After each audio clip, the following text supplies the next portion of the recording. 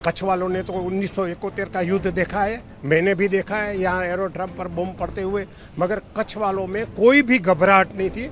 मैं तो पहले माननीय श्री प्रधानमंत्री जी को, हमारी नौसेना नौजवानों को और डोभाल जी को, विदेश मंत्री जयशंकर जी को, सबको बधाई देता हूँ। ये पूरे विश्व के अंदर एक मैसेज गया है कि पहले जो भारत था वो अभी नहीं है, ये एक नया भारत है जो आतंकवाद को मुंह तोड़ जवाब देगा। अगर एक गोली आएगी तो उसका जवाब तोप से दिया जाएगा। पहलगाम में हुए आतंकी हमलों के बाद जिस तरह से भारत की सेना ने 6 मई की रात को पाकिस्तान के आतंकी अड्डों को निशाना बनाया, उसके बाद जिस प्रकार से पिछले एक हफ्ते में परिस्थिति बनी रही थी, युद्ध की तनाव का माहौल था, लेकिन अब देखिए कि जो माहौल है वो वापस पूरी तरह नॉर्मल हो गया है।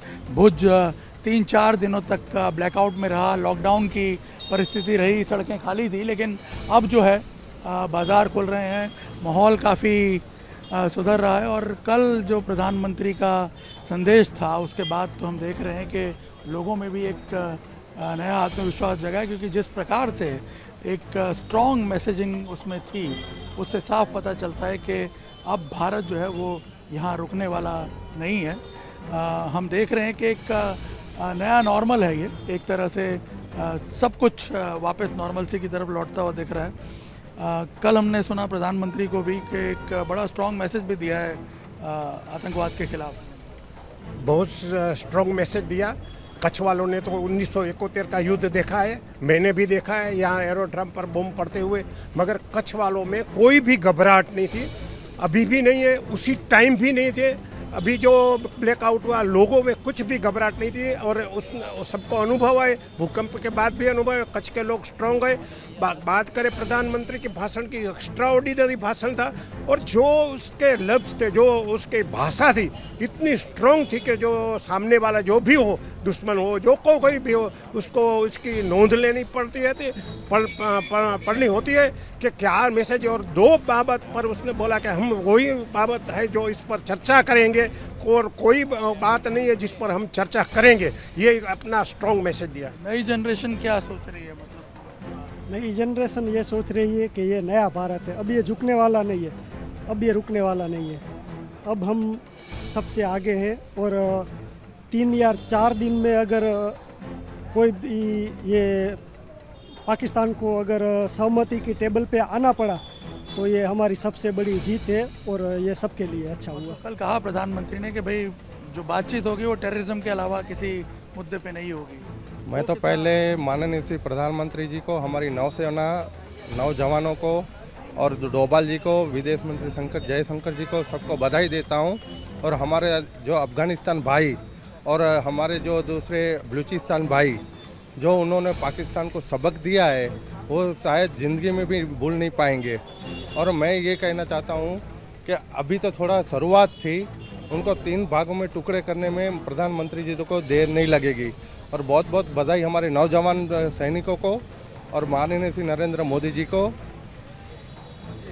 क्या लग रहा है अभी, कैसा माहौल देख के क्या लग रहा है? ठीक है माहौल तो वैसे देखने जाए तो पटरी जो पहले भी जो ज़िंदगी थी वो आज धीरे धीरे पटरी पे लोग आ रही है। वैसे लोग आपको यहाँ पे चाय पीते हुए भी नज़र आ रहे हैं, लेकिन मैं बात पाकिस्तान की आपके साथ शेयर करना चाहूँगा। आपने जब बात निकाली है कि पाकिस्तान अपनी ये हरकतें करना छोड़ दे, मैं आपके माध्यम से कहना चाहता हूँ, ना वो 1965 भूले, ना वो 1971 भूले, और ना ही वो LOC का जो युद्ध हुआ था वो भूले। भारत ने पहले भी उसके टुकड़े किए थे, और अभी भी हम में इतनी ताकत बची है कि हम इस बार 2 नहीं 4 टुकड़े आपके करेंगे। जो फिर से आपने अगर किसी भी एक नागरिक का अगर खून बहाया तो, और जितने भी अपने जो भारत की सेनाएं हैं, तीनों सेनाओं को मैं सैल्यूट करूंगा। उनकी जो वीरता और उनका जो शौर्य बल है, उनको मैं नमन करता हूं। हमने युद्ध विराम भी किया, लेकिन काफ़ी डैमेज भी किया पाकिस्तान को पहले।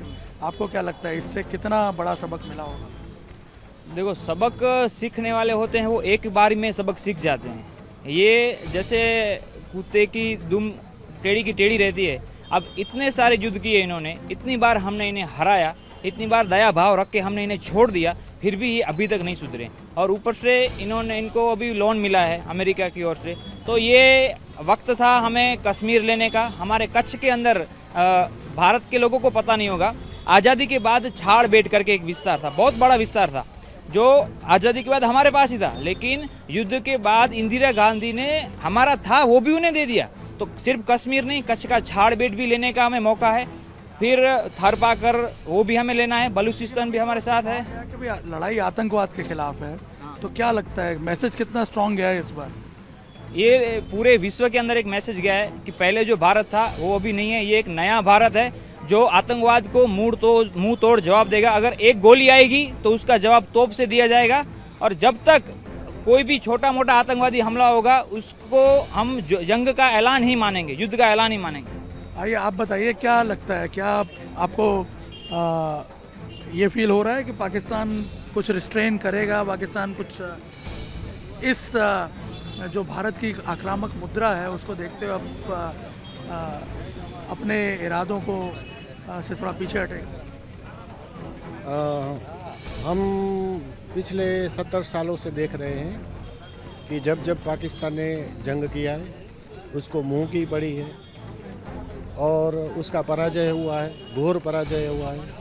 71 की जंग में 95,000 उसके सैनिक सरेंडर हुए थे, उसने बहुत सारा प्रदेश भी गंवाया था।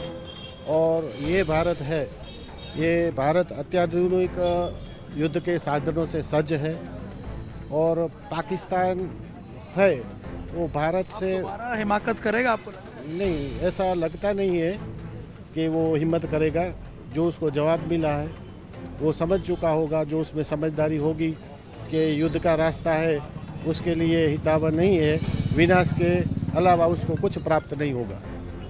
और प्रधानमंत्री ने कल बातें कही हैं जो राष्ट्र को संबोधित करते वक्त, उसमें 3-4 जो महत्वपूर्ण बातें कही कि भाई बातचीत सिर्फ टेररिज्म के मुद्दे पे होगी, पीओके के मुद्दे पे होगी, और टेरर और टॉक्स एक साथ नहीं हो सकते। प्रधानमंत्री के संबोधन में स्पष्ट संदेश है कि बातचीत पीओके पे होगी, सिंधु जल की जो संधि स्थगित की है वो वैसे ही रहेगी, टेरर और ट्रेड साथ में नहीं चलेगा, पानी और लहू साथ में नहीं बहेगा। ये बड़ा बहुत स्ट्रॉन्ग संदेश है, उसको समझ जाना चाहिए। और ऐसे जो हरकतें करता है बार बार, उनसे उनको बाहर निकल जाना चाहिए। उसमें उसकी भुज में परिस्थिति नॉर्मल है।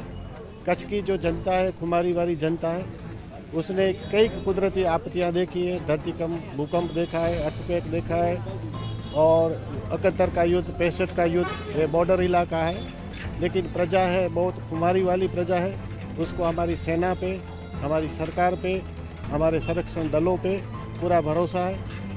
यहाँ का जो जनजीवन है नॉर्मल चल रहा है, कोई डर का भय का माहौल नहीं है, धंधे रोजगार बहुत अच्छे चल रहे हैं और नॉर्मल स्थिति है।